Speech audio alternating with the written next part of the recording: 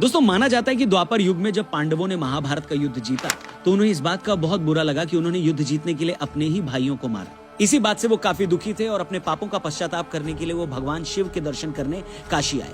मगर भोलेनाथ उन्हें दर्शन नहीं देना चाहते थे और वो नाराज होकर केदारनाथ चले गए। पांडव भी भोलेनाथ के पीछे पीछे केदारनाथ चले गए। पांडवों से बचने के लिए भगवान शिव बैल का रूप धारण कर बैलों के झुंड में शामिल हो गए। उसी वक्त भीम अपना विराट रूप धारण कर 2 पहाड़ों पर अपना पैर रखकर खड़े हो गए। बाकी सभी पशु भीम के पैरों के नीचे से चले गए, परंतु भगवान शिव जब अंतर्ध्यान होने ही वाले थे तभी भीम ने भोलेनाथ की पीठ पकड़ ली। कहते हैं कि केदारनाथ में विराजमान शिवलिंग भगवान भोलेनाथ की वो पीठ ही है। भगवान शिव भी पांडवों की इस भक्ति के आगे पिघल गए और उन्होंने उन्हें दर्शन दे दिए।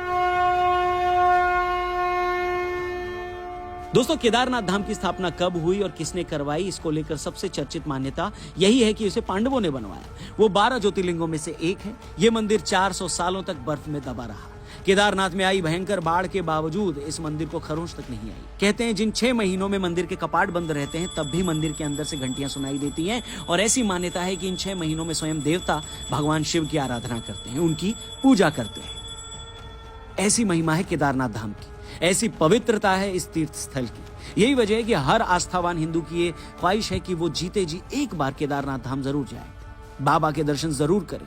मगर केदारनाथ धाम यात्रा से जुड़ी कुछ ऐसी बातें भी हैं जो इन दिनों हमारे मन को दुखी कर रही हैं, जिस पर मैं आपसे खुलकर कुछ कहना चाहता हूं और चाहता हूं कि आप सब लोग भी पूरे खुले दिल से उसे सुने। जैसा कि मैंने प्रोग्राम के शुरू में केदारनाथ धाम की महिमा और उसके इतिहास के बारे में संक्षेप में कुछ बताया, साथ ही ये भी बताया कि क्यों वो देश के हिंदुओं के लिए इतना खास है, मगर यहां आने वाले बहुत से लोगों के तौर तरीकों को देखकर मन बड़ा दुखी होता है। कहने में हर्ज नहीं है कि आज बहुत लोगों ने इस यात्रा को अपने ट्रैवल ब्लॉग और इंस्टाग्राम रील्स का अड्डा बना दिया है। वो केदारनाथ यात्रा पर ऐसे ही आ रहे हैं जैसे बॉलीवुड वाले अपनी फिल्मों के लिए नया सेट तलाशते हैं। ये वो टूरिस्ट हैं जो अपने सफर में चिप्स खाकर उसका रैपर फेंकता चलता है, कोल्ड ड्रिंक्स पीकर कहीं भी खाली बोतल फेंक देता है। माफ करिएगा मगर जिसे न भगवान शिव के बारे में ज्यादा पता है और न केदारनाथ धाम के अतीत की कोई जानकारी, वो इसलिए यहाँ आ गया है क्योंकि उसी के जैसे उसके 4 मंदबुद्धि दोस्तों ने कहा कि भाई नई थार ले ली है, केदारनाथ चलेगा, पहाड़ों में ये गाड़ी और बढ़िया चलती है। बताइए, इससे पहले कि वो सेल्फी प्रेमी और इंस्टा जीवी कुछ बोल पाता, उसी के दोस्त उसे याद दिलाते हैं कि अरे यहाँ दिल्ली की गर्मी में क्यों सड़ रहा है, जून के मौसम में भी वहां बर्फ होगी और बारिश हो गई तो लाइव स्नोफॉल भी देखेंगे। लाइव स्नोफॉल की सुनकर हमारे इंस्टा जीवी के अंदर का छपरी जाग जाता है। उसे ख्याल आता है कि फरवरी महीने में जाती सर्दी की सेल में उसने नई जैकेट भी खरीदी थी, लेने के बाद अब तक पहनी भी नहीं है। चलो केदारनाथ चलते हैं, भाई की नई थार में गप्पे मारते जाएंगे, मौसम भी बढ़िया होगा, जगह जगह रुककर सेल्फी लेंगे, फेसबुक पर 4 फोटो डालकर अपने दोस्तों को इंप्रेस भी करेंगे। खैर, अपने दोस्तों को इंप्रेस करने की बात सोचते ही हमारा छपरी बेड से उछलकर सीधा पैकिंग करने लग जाता है। अगले ही दिन ये चारों गाड़ी में बैठकर यात्रा पर निकल पड़ते हैं। जैसे तैसे गौरीकुंड तक जब इनकी गाड़ी पहुंचती है तो वहां आकर उन्हें पता लगता है कि अरे आगे तो 16 किलोमीटर की पैदल यात्रा है। 16 किलोमीटर की पैदल यात्रा सुन 3 साल पहले गुजरी इनकी नानी फिर से मर जाती है। जो लौंडे प्यास लगने पर पानी की बोतल निकालने के लिए फ्रिज तक नहीं जाते और तब तक प्यास रोक कर रखते हैं जब तक मम्मी किसी काम से कमरे में ना आ जाए और उन्हें ही पानी लाने को ना बोल दे, ऐसे ही छपरी को जब ये पता लगता है कि 16 किलोमीटर पैदल चलना है तो इसके अंदर बैठे आलसी को मिर्गी आ जाती है। तभी इसका निकम्मा दोस्त आकर खुशखबरी देता है कि भाई घबरा मत, यहाँ तो धाम तक जाने के लिए खच्चर भी चलते हैं। खच्चर चलने की बात सुनकर ये चारों खच्चर खुशी से उछल पड़ते हैं और इन्हें उछलता देख असली खच्चर सहम जाते हैं कि इन खच्चरों को इतनी दूर तक ढोकर ले जाना पड़ेगा। और दोस्तों ये कोई मजाक नहीं है। एक बुजुर्ग, विकलांग या छोटा बच्चा अगर खच्चर या घोड़े पर बैठकर धाम तक जाता है तो भी समझ में आता है, मगर जब हम देखते हैं कि इसी यात्रा में हट्टे कट्टे लोग भी सिर्फ दर्द और मेहनत से बचने के लिए खच्चर पर बैठकर धाम तक जा रहे हैं तो फिर रोना आ जाता है। मतलब मजबूरी क्या है तुम्हारी वहां जाने की? जीवन में जो भी कुछ पाने लायक है, जीवन में जो भी कुछ सम्मान के लायक है, उसे पाने के लिए हमें मेहनत करनी ही पड़ती है। मगर नहीं, आज की हमारी सेल्फी प्रेमी और रील की दीवानी जनता शरीर को तिल भर भी कष्ट नहीं देना चाहती। ये अपने कंफर्ट जोन से निकलना ही नहीं चाहती। दोस्तों जैसा कि मैं कह रहा था कि कुछ गैर जिम्मेदार यात्री तो केदारनाथ आते ही हैं, जिनकी न धाम में कोई आस्था होती है और न वो पैदल यात्रा करना चाहते हैं। और कहने में कोई हर्ज नहीं है दोस्तों कि इन्हीं के चलते केदारनाथ के सफर में सबसे ज्यादा जुल्म घोड़ों और खच्चरों पर हो रहा है। मतलब जाने वाली कई जनता आलसी तो है ही, ज्यादातर खच्चर वाले भी बहुत लालची हैं। आप सोचिए, गौरीकुंड से केदारनाथ के जिस 16 किलोमीटर के सफर को एक आम आदमी एक दिन में आसानी से तय नहीं कर पाता, उसी 16 किलोमीटर के रास्ते में एक खच्चर से 4-4 चक्कर लगवाए जाते हैं। उसे 2-2 बार अप डाउन करवाया जाता है, वो भी अपनी पीठ पीठ पर 70 से 80 किलो वजन का एक इंसान लाद कर।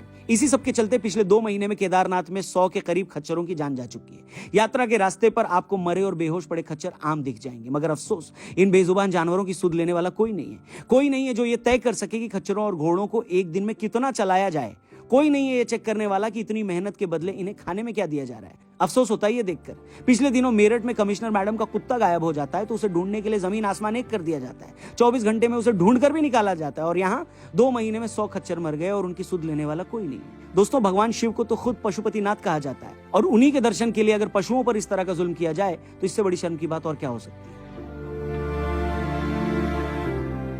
मगर ऐसा लगता है कि किसी के पास इन सब के बारे में सोचने का टाइम ही नहीं है। जो दर्शन करने आ रहे हैं उनमें से भी बहुतों को ये नहीं पता होगा कि वो क्यों आए हैं। उनके लिए ये बस एक टूरिस्ट डेस्टिनेशन है, दिल्ली की गर्मियों से कुछ दिन के लिए और राहत पाने का अड्डा, इंस्टाग्राम पर कुछ 100 लाइक्स लाने का एक जुगाड़। इन्हीं जैसों से पैसे कमाने में लगे घोड़े और खच्चर वालों को भी क्या परवाह। उनके लिए बस एक मोटा ग्राहक है जिससे उन्हें हर हाल में पैसे कमाने हैं। वैसे भी 6 महीने का सीजन है तो जितनी कमाई कर सको तो करो। उन्हें भी इस बात की कोई परवाह नहीं है कि जो घोड़े और जानवर एक बच्चे की तरह मेहनत कर उनका पेट पालते हैं, उनके शरीर की भी एक सीमा है। सोने के अंडे देने वाले उस मुर्गी को भी ज्यादा निचोड़ेंगे तो उसका पेट फट जाएगा, मगर लगता है कि इन लोगों को उसके पेट फटने की कोई परवाह ही नहीं है। हर दिन घोड़े और खच्चर मरते जा रहे हैं, उनकी जगह मरने के लिए कुछ और खच्चरों को रिप्लेस कर दिया जाता है। खच्चर की मौत पर दुखी होना तो दूर, उस बारे में सोचने का भी इनके पास टाइम नहीं है। और यही सब माहौल केदारनाथ जैसी पवित्र यात्रा को शोभा नहीं देता और न ही भोले बाबा ऐसे संवेदनहीन और नासमझ भक्त डिजर्व करते हैं और न ही उनके दरबार में इन जानवरों का यूं जान गंवाना शोभा देता है। दोस्तों, इसमें कोई शक नहीं कि दुनिया में हर धार्मिक स्थल अपने आप में एक बाजार भी बनता ही है। खासतौर पर लोकल लोगों की जिंदगी वहां आने वाले इन्हीं यात्रियों से चलती है। मगर हमेशा इस बात का ख्याल रखना चाहिए कि जिस महादेव की कृपा से हम उस पवित्र भूमि में पैदा हुए, जिस भोले शंकर के आशीर्वाद से वहां आए यात्रियों से कमाई कर हम खा रहे हैं, हम भूल कर भी ऐसा कुछ न करें जिससे सबसे ज्यादा दिल हमारे उस भोलेनाथ का ही दुखे। हम दिल्ली मुंबई में बैठे किसी और व्यापारी की तरह तो नहीं हो सकते ना, जिसका मकसद सिर्फ और सिर्फ पैसे कमाना है। उसी तरह केदारनाथ आने वाले मेरे दोस्तों, आप सफर का आनंद लो, नेचर की खूबसूरती का भी मजा लो, मगर हमेशा इस बात का ख्याल रखना कि तुम मनाली या मसूरी नहीं, केदारनाथ धाम आए हो। बाकी जगह पर जाकर तुम मन को अशांत करते हो, ऊंचे ऊंचे गाने सुनते हो, दारू पीते हो, मुर्गा खाते हो, करो जो करना है। मगर बाबा के धाम में इंसान आता ही उस मन को शांत करने है, उसकी सुनने आता है, उसको साधने आता है। बस एक बार इस बारे में जरूर सोचना, तुम जो कुछ भी गलत कर रहे हो वो खुद ब खुद छूट जाएगा और सिर्फ शिव बाकी रह जाएंगे। बाकी आज के वीडियो में इतना ही। आपकी भी इस बारे में क्या राय है कमेंट करके जरूर बताइएगा। और अगर आप सच में केदारनाथ गए हैं और अपनी आंखों से ऐसा देखा है तो उसके बारे में भी जरूर शेयर करिएगा कमेंट बॉक्स। बाकी अपना ख्याल रखें, जल्दी मिलते हैं आपको यहीं पर। जय हिंद।